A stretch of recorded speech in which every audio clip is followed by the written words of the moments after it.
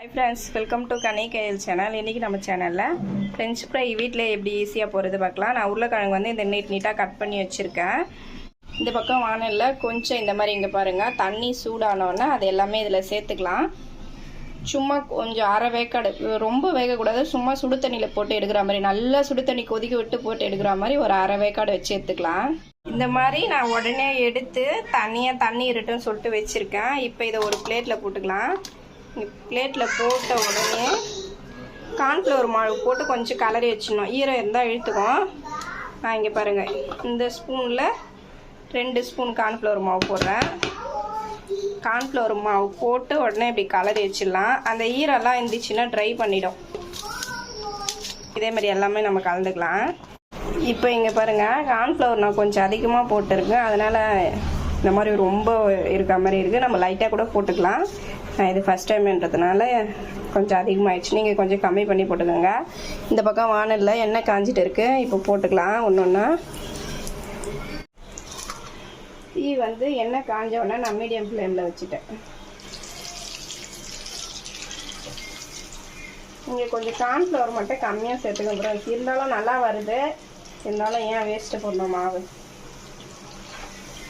இங்கே பாருங்க இதை எடுத்து நம்ம வச்சுட்டு மறுபடியும் எல்லாத்தையும் சேர்த்து இன்னொரு டைம் 2 டைம் வந்து நம்ம ஆயிலில் ஃப்ரை பண்ணோம்.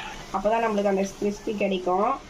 இப்போ ஒரு டைமே எடுத்துட்டோன்னா அப்படியே மெத்துன்னு நம்ம நார்மலாக வேக வச்சு சாப்பிட்ற மாதிரி இருக்கும்.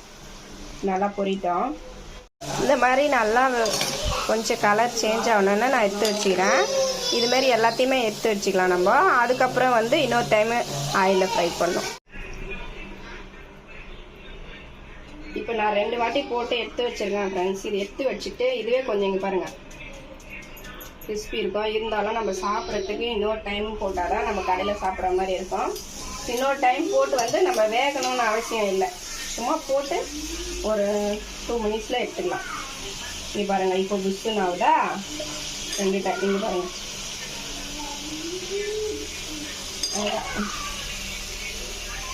இப்போ நம்ம எடுத்தோம்னா கடையில் சாப்பிட்ற மாதிரி இருக்கும். கிறிஸ்பியாக இருக்கும்.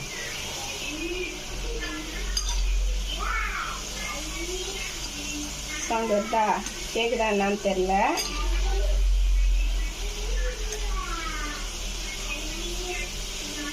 இப்போ ஒரு 2 நிமிஷத்தில் எடுத்துடலாம்.